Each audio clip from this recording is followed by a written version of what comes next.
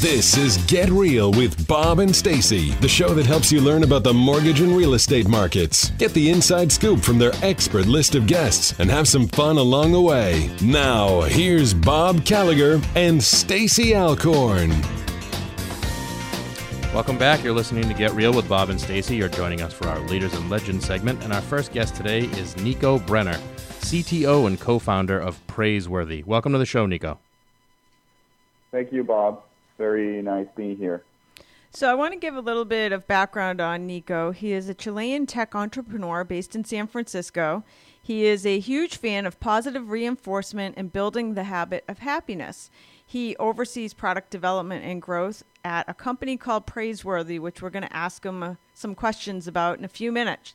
Praiseworthy is a company dedicated to helping businesses improve through individual feedback from customers. For the past 14 years, Nico has participated in more than a dozen tech startups, either as a founder, early hire, angel investor, advisor, or speaker. In 2013, Nico and Misa, who's his wife, former CEO of the Nom Nom food truck, realized that they had the same problem. As a consumer, Nico felt that there was no direct and easy way to tell companies about the experience he had with them. As a business owner, Misa felt that little feedback she was getting from her customers wasn't specific or individual enough to be useful. So with this pain in mind, they set out to build the easiest way possible for customers to give feedback directly to the people that they interact with at a store, as well as the easiest way possible for business owners and employees to receive the feedback and act on it. And they call it Praiseworthy. So you've grown it, I know, from 7 stores to over 1,300 locations in 47 states in the past couple of years. First of all, Nico, explain to us what Praiseworthy is. What is the business? Sure. Thank you, Stacy, for that amazing intro. So Praiseworthy, the way it works is very simple. You basically imagine you're a customer. Mm-hmm. You go to a store, and then after you leave, you get a text on your phone with a link to a survey about the employee or the person that you talk to at the store. And it'll have their picture, you'll be able to evaluate them and even leave a comment that then will go directly to them. So they'll know whether they did a good job or if they need to improve on something. Oh, that's cool. So the boss, for example, might get it, but the employee gets it as well?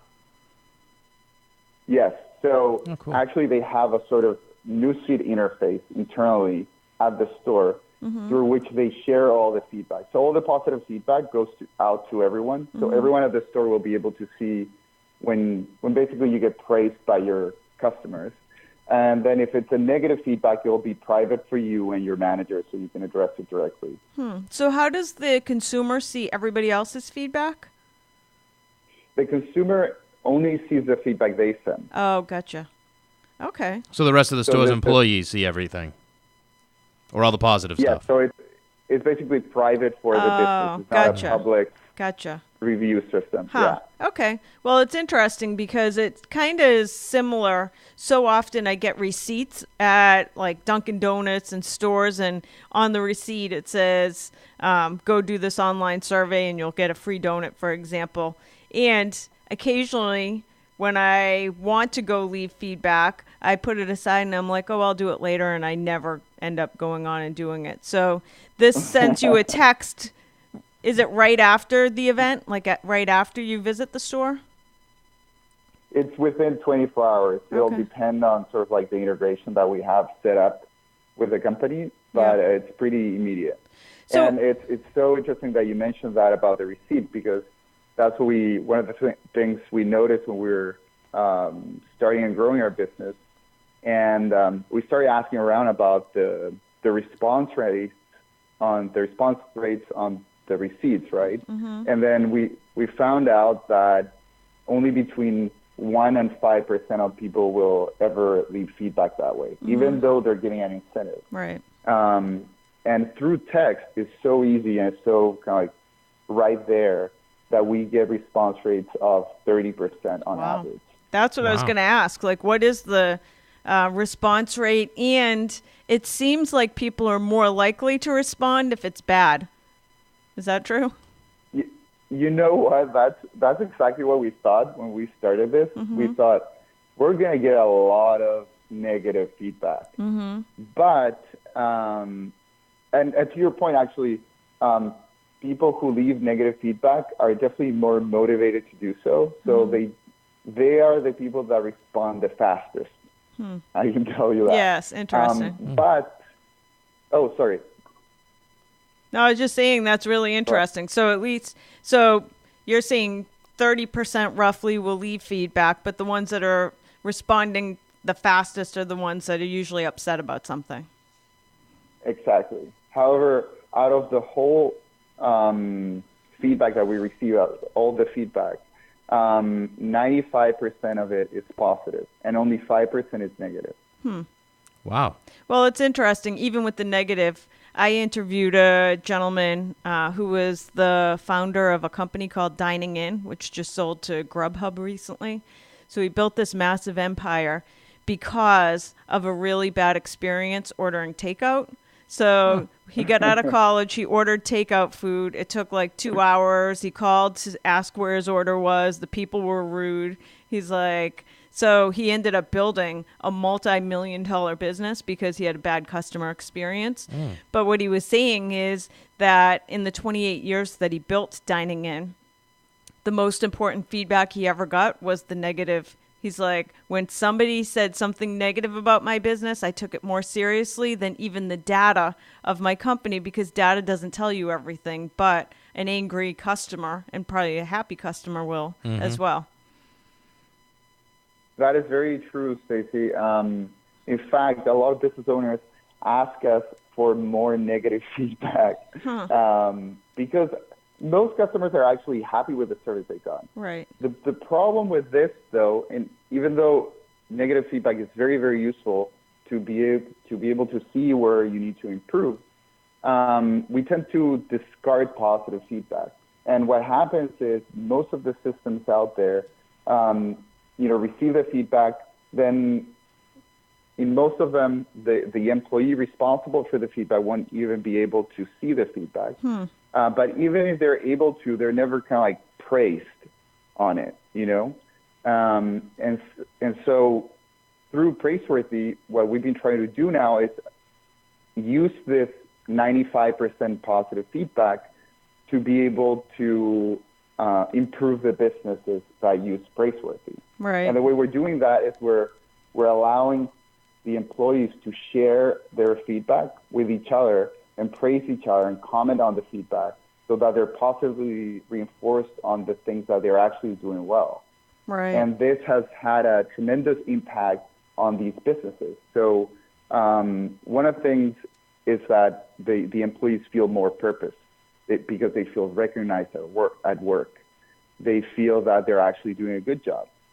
If you think about the day-to-day life of someone that works at a store, most of the day they're just like waiting for customers, or if they have a high foot traffic, they're talking to customers. They're mostly doing a good job. They're selling, and then all of a sudden, a tough customer comes in, and then they have a hard time talking to them. Maybe they'll actually make a mistake, and then their manager will walk by, will see this, and then afterwards they'll get kind of like reprimanded. They'll get a pep talk on like their interaction. Right. And that's all the feedback they get. They don't get praised. Like they don't get told, hey, you did wrong with that one customer, but great job on those 100 other customers that you talked to today. That's so interesting. So that's what we're trying to save. So are all of your customers that you have now in the 1,300 locations, are they basically retail locations? Because I see value in it.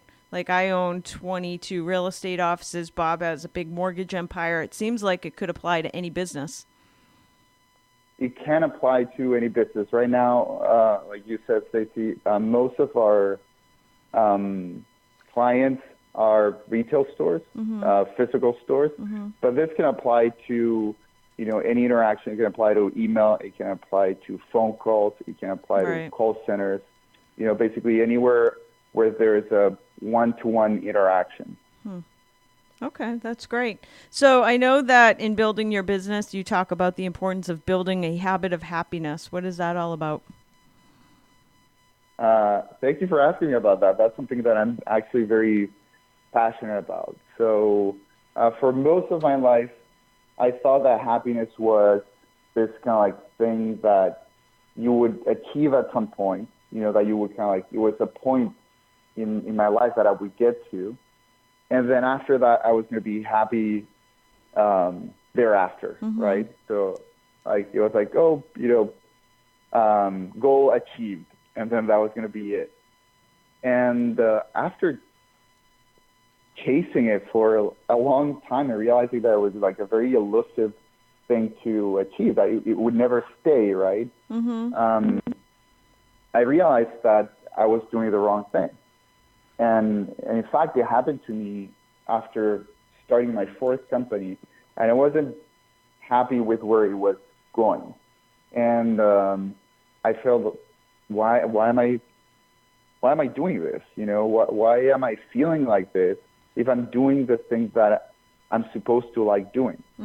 I realized that happiness wasn't about achieving anything, but it was like this feeling that I needed to cultivate. I started doing a lot of research, and I got really lucky because in the last, I think, 5 to 10 years, there's been this sort of informal movement in the world towards happiness. There's been a lot of research, a lot of studies.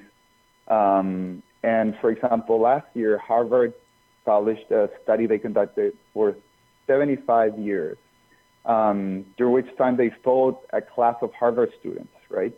And then their number one conclusion after the 75-year study is that happiness is love. And it's mainly love through connecting with other people.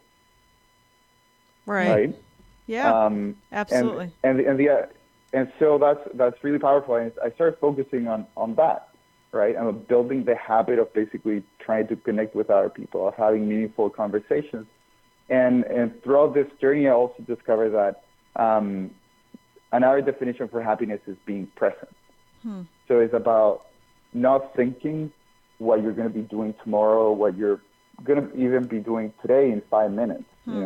It's about kind of like paying attention to the now. And it sounds very simple, but it's super hard. It's really hard. Especially for Stacy. Really hard. And so it's a habit that you need to cultivate. It's something that you need to be constantly aware of, and it's a big challenge. And that has kind of like become my sort of like one of my biggest challenges, how to, create the habit of happiness. I think half of it, though, you talk about the importance of presence and, like, first of all, happiness is engaging with other people, but also presence. And we live in a world, like, literally as you're talking, I'm on my phone looking up Praiseworthy and seeing all the stuff that your site does while I'm listening. But we live in a world that it's like there's a million things happening right in front of us at the same time. So it's really hard to just be present. Exactly. We're constantly bombarded with a ton of things, right? And it's very hard to actively be present. And that's why there's been this big push for example, meditation. Because meditation, I remember I went to this workshop that had nothing really to do with meditation, but the guy teaching it, he said, the problem with meditation right now is that it's portrayed as relaxing. You always see these pictures of people by the beach, or wherever, very nice, kind of like sort of like a sunset as a background, and you think these people are kind of like completely relaxed. But in fact, meditating is about exercising being present. It's about kind of like removing the thought and the worries off of your head. And it's super hard. It's hard work. It's not relaxing at all. Right. Absolutely. And I guess it's sort of like easier to just like, relax and not try to do it. Right. So tell us about, I know you've been building this business with your wife. What is it like? Like, first of all, how big is the team at Praiseworthy? how often are you and your wife literally working together, and how do you do that without getting divorced? It's a good question. Yeah, definitely a good question. So we're 5 people at Praiseworthy. We're a very lean team. Yep. But we get a lot done for sure. And one of the things that we do is we try to cultivate happiness at work because I believe it's a good business strategy. So basically, if everyone's happy, they'll be motivated with work, and they'll work better.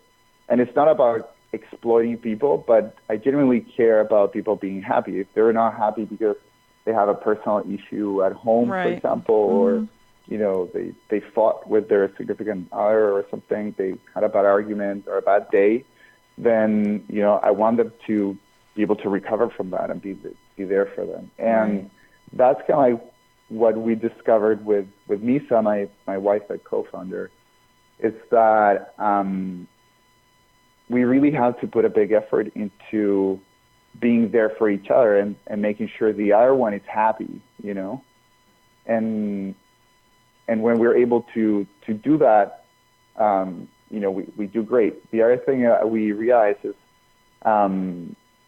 exactly what we were talking about before, that how important being present is. Right. And through this, we realized that most of the times when we had an argument had nothing to do with what we were saying in the argument, really. Right.